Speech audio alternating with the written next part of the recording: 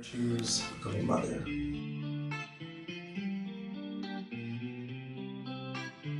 She is super brave, and she's determined to do whatever she puts her mind to. My mother, I think, is very protective, very concerned with, making sure I'm on the right track, make sure I'm doing the right thing. It's not easy to be a mom. It's not easy to be a wife. But if we can show appreciation to them, it'll make their job easier. And we need them. Somebody that will do her best to uplift me, somebody that even when I feel like I'm going to fail, she's always behind me saying I can do it. Providing that shoulder and that word to get me through. Definitely thank you for all of that, and it's truly appreciated. It's never forgotten.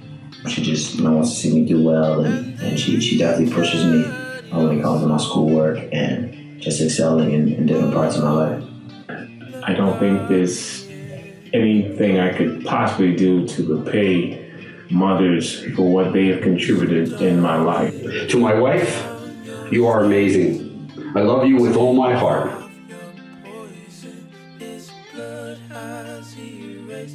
I love you, Mom. Love you. Bye, Mom. Happy Mother's Day. Happy Mother's Day, Mom. Happy Mother's Day. Love you.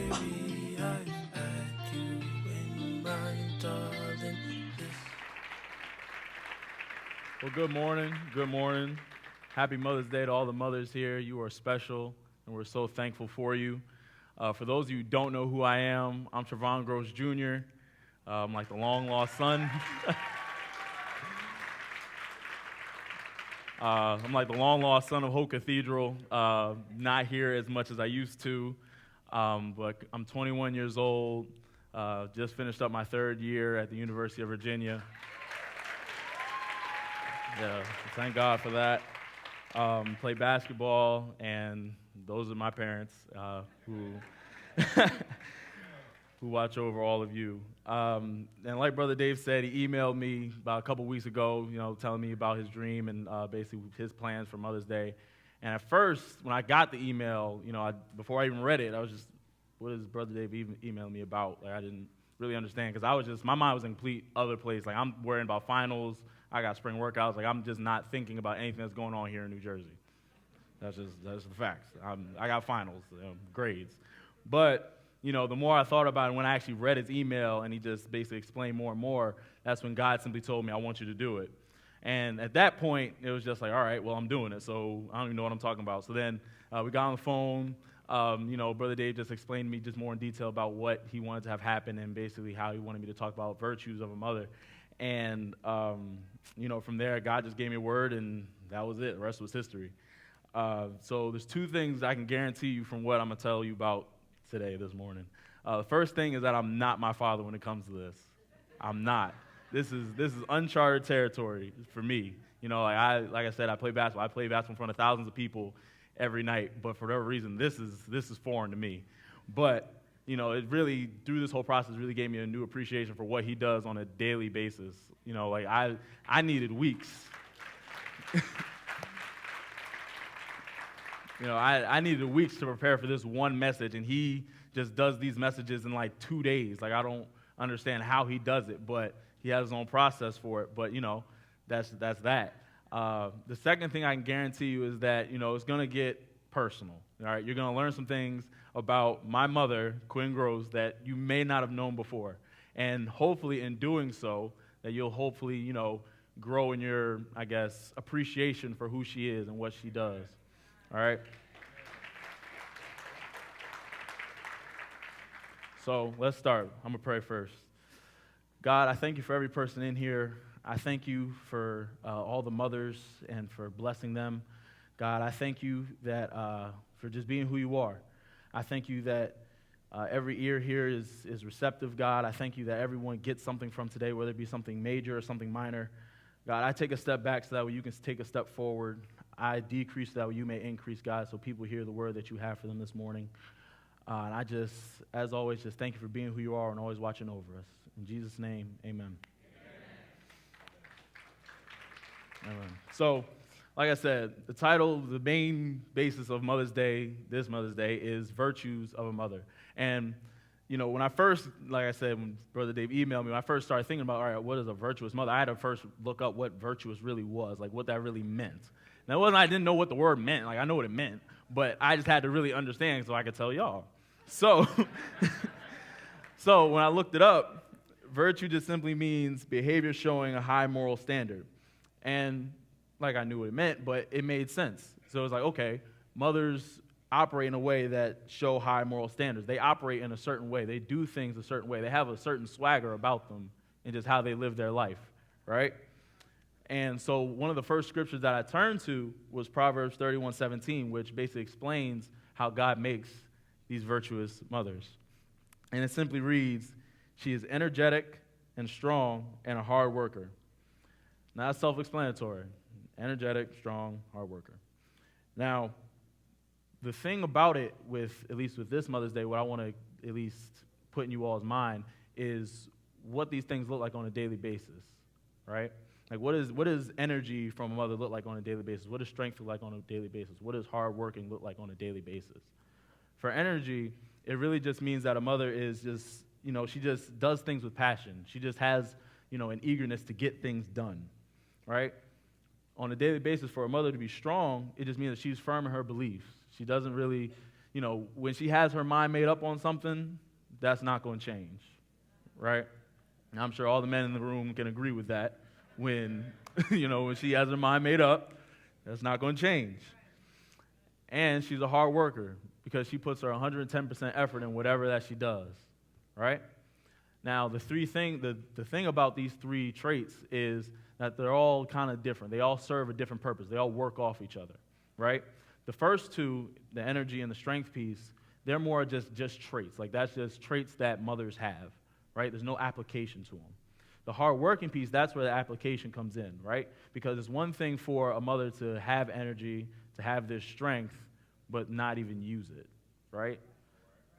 But the hard-working piece, that's where the application of that energy and that strength come in. Because, I'm sure we can all agree that if mothers basically had this energy and this strength, but they didn't even use it, like they kind of were just there, some bad things would happen. Like, the result just wouldn't be good, right? So you need all three, which is how God made it to be, right? So, especially when I read this scripture, the first thing that popped up in my mind in terms of a story, now this is where I'm getting personal, is, when my mom was writing her first book, Teach Me to Pray. And if you haven't read the book, I strongly suggest you go get it. Great read. And the thing about it, at least now that I'm able to really think back on now that I'm older, is the fact that nothing in the household changed while she was writing the book, right? Like, it wasn't like, mom went MIA during the time she was writing this book. Like, she was still there. Me and my sisters got to where we needed to at the right time, on time. She was there to listen. Dinner was still made. Things were going on at the church. She was still there to support all that, all while still writing this book. Like, that's, to me, if that doesn't take energy and strength and a hard-working mentality, I don't know what does, because I know I have a hard time managing myself, with everything I have going on, but she was able to write a book and manage 4 other people in an entire household and an entire church, like that just takes a certain type of energy, a certain type of strength, and a certain type of hard-working mentality. So the more, absolutely, that's big. That's big. So, like I said, the more I started thinking about, just her going through the whole process and how she was still there, I started thinking of, like I said, just on a daily basis of how we treat our mothers on a daily basis, right? So watch this, right? Watch. How many of us here have ever taken your mother for granted? How many of us sometimes just don't like talking to your mom? How many of you can just simply say you found your mother to just be annoying? Just every time she opened her mouth, just like, here she goes again. And how many of you have just watched your phone just buzz and ring from any text or call that your mom is giving you and just said, I'm not by my phone right now? Right? Like, that's what it looks like on a daily basis, right? But we all can say truly and mean it that, our mother is there for us. Our mother is everything that we need. Our mother is, basically who we are. She helped mold who we are, right? But on a daily basis, that's what it looks like, right? So with that, on this Mother's Day, I just want to challenge. I got 3 challenges for you, right? Simple challenges, nothing that you guys don't know already, but I'm just going to explain them more, and hopefully they'll have more relevance to your life. So the first challenge just comes from Proverbs 31:18, and it just says, "She makes sure her dealings are profitable, her lamp burns late into the night." And that brings up my first challenge, which just says, appreciate your mother. Appreciate everything that she does.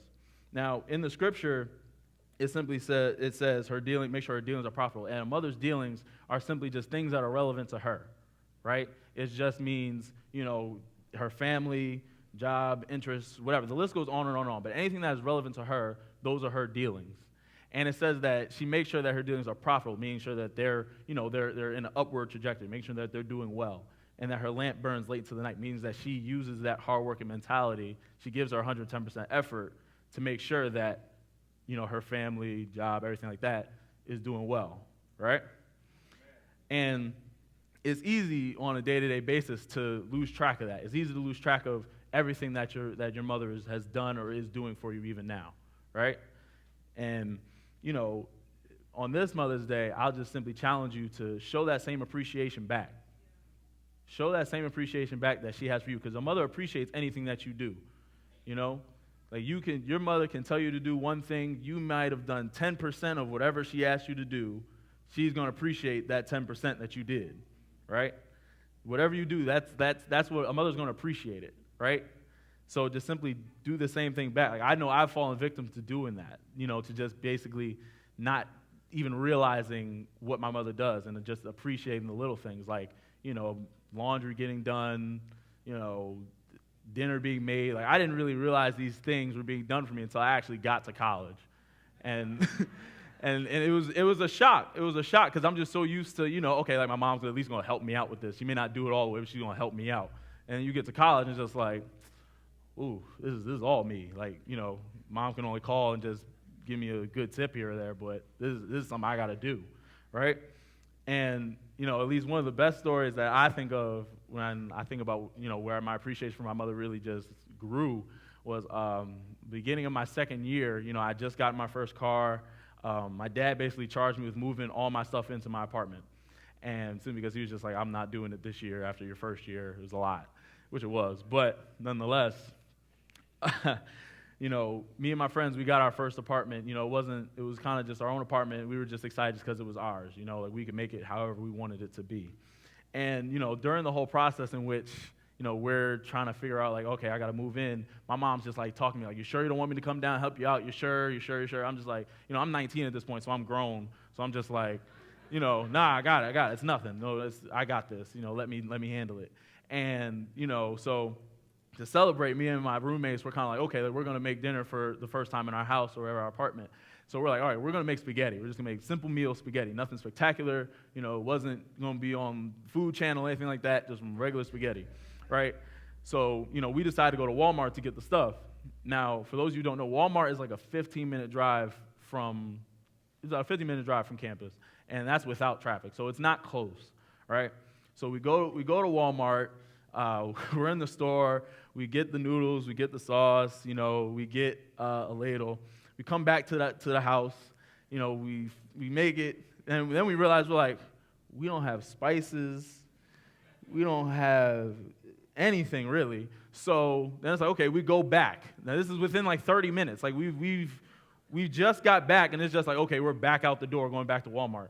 So we get to Walmart, and we get the spices, we get everything else we need. We get back to the apartment, we put the spice in, we make the pasta. Pasta's made, right? It's great, cool. We don't have plates, we don't have forks, napkins, and we're just like, this is too much. Like, at this point, we're just like, we don't even want to eat at this point. It's just like, this is too much. I don't want to go back. But at that point, we're just like, okay, well, we'll go back. So this is within a 2 hours, we've gone to Walmart 3 times. Like, we're regulars at Walmart at this point, And so this is the 3rd time in Walmart. We're in Walmart, we're getting the plates and everything like that. I call my mom. I'm like, Ma, is there anything else I need from this store? Because I'm not trying to come back. this is uncharted territory. Like, this grocery shopping was foreign to me. That's something I had to learn, and I'm still learning. And it's funny just because, you know, like I'm on the phone with my roommates, and I'm on the phone with my mom in one aisle. My roommates are on the phone with their moms, trying to figure out like what's going on, like, what else do we need, and you know, people actually in the store like laughing at us because we're actually just going through it. Like it's all you could tell we're just going through it, don't know what we're doing. But it's like stories like that where I'm just like, man, like I would appreciate my mom. Like I needed my mom in these types of situations. Like foreign territory to me. Like my mom knows what to do, right? And that actually, the more I thought about this story, I thought about, man, like another story with my mom is even more personal. But around the time, like my sophomore year of high school, went to Christian Brothers Academy. It was a private school in Lincroft, New Jersey. And around that time, my mom had got a BMW, right? She loved this BMW. I remember the day she got it. She was really excited. She deserved it. And one day, the BMW was gone, and in came this Hyundai. And, you know, as a young kid, I was 14, 15 at the time. I didn't really understand what that meant. You know, like in my mind, I was just like, oh, well, something must have been wrong with the BMW. You just got this Hyundai. Cool. Like, I just kept it like, you know, that's just how I saw it. And it wasn't until maybe my senior year, freshman year of college, where I actually was like, right, where my dad actually told me what the reason was. And when he told me, it floored me because I'm just like, how do I not put two and two together that my school is expensive and the BMW is gone and I'm still at school? Like that floored me because, you know, from the moment I came into this earth, my mom has been a hard worker. And that BMW was basically like the material, you know, results of that hard work. You know, like she was extremely excited to have this car. And she gave that up just for me to have an opportunity. Right? Like, and it amazed me just because, like I said, it was just an opportunity. It wasn't like, you know, her giving up the car was like a guarantee I would get into college. It wasn't a guarantee that I would do anything. Like, it was just so I can have an opportunity to do the things that I'm doing now. And I'm certain that if she hadn't, I wouldn't be in the position I'm in today. So,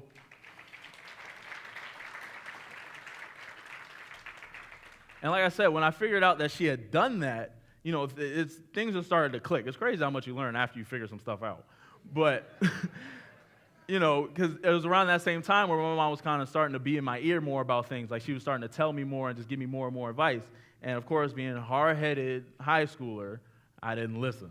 So, with this second challenge, I'll simply just say, listen to your mother. And this really came from, and I read Proverbs 31:26, and it just says, when she speaks, her words are wise, and she gives instructions with kindness. Amen. Right. So a mother's instructions are essential. You know, like a mother, that's what a mother does. She gives you instructions. Like when you're a kid, that's what your mother is doing. She is instructing you so that way you live your life a certain way, so that way you are on the right path, right? And that kindness, you know, because when I first read it, I'm just like, well, with kindness, like I don't remember everything my mom instructed me to do being kind, but I'm trying to figure it out. So I'm like, okay, you know, let me figure it out, the definition. So, you know, looked at the definition. It just says the quality of being friendly, generous, and considerate. And that's where it made sense because it just broke it down even more. So it just said, so when it says friendly, like a mother is your friend, right? A mother is your best friend. Regardless of whatever you do, a mother is going to be your friend. It's going to stay your friend. It's always going to have your best interest in mind, right? And a mother is generous because she's instructing you on things that, you know, she knows. Like, she's giving you instruction based on things that she knows. She's generous with the information that she has, right? Amen. And she's considerate of the fact that some things you just need to hear, right? Like, some things, a mother will always tell you just what you need to hear. Not always what you want to hear, but is what you need to hear, right? And I remember one story where I listened to my mom, but I didn't really listen the right way, was, you know, throughout basically my entire high school basketball career, my mom had always told me, Trev, you got to get tougher on the court. Like, you're too nice. I didn't really know what that meant at the time, but I was like, okay, whatever, here's mom goes, here she goes again, just saying toughness, whatever. And, as I started playing better competition, I started to figure out what that meant.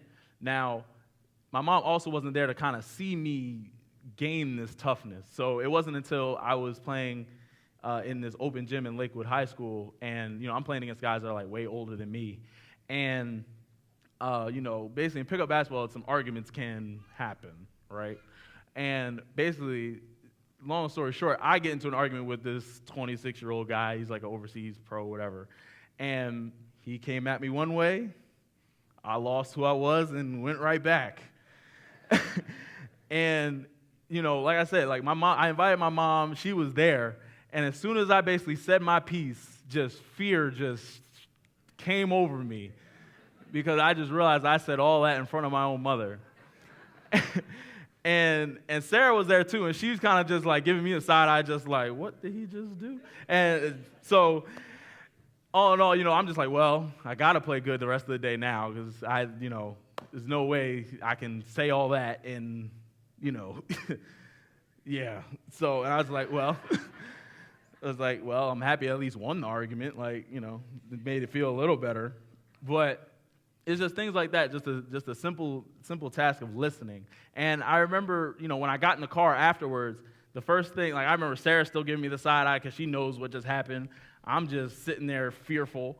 And, my mom just says in a calm voice, she's just like, well, Trev, I'm happy that you don't get bullied on the court anymore. I'm happy you can hold your own. But if you ever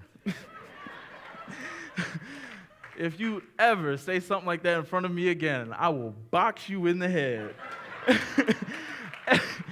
and that, but it's that because I listen. That's something that, even now today, like even when I play now, like that conversation goes through my head. Whenever I get into an argument, it's like, whoa, well, hold on, let me catch myself. Like, like I listen to that, right? It's just the simple task of listening. And she stayed on me. Like it wasn't like, she just, just let it go. All right, well, you listen to what I said. Like, she really made sure I understood what she really meant, right?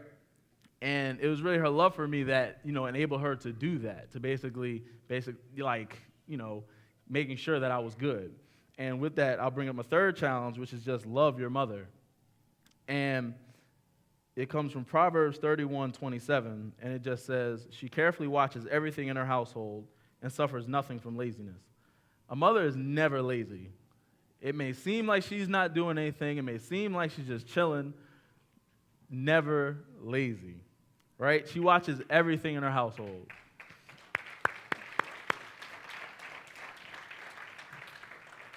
Everything that's going on in her family, everything that's going on with each individual person in the family, she knows what's going on. And a mother's love basically enables her to use that energy and that strength and that hard-working mentality continuously for you, for her family, someone who's not as appreciative as they should be, who's not as who doesn't have a listening ear as they should. You know what I mean? Like that, like her love allows her to do that.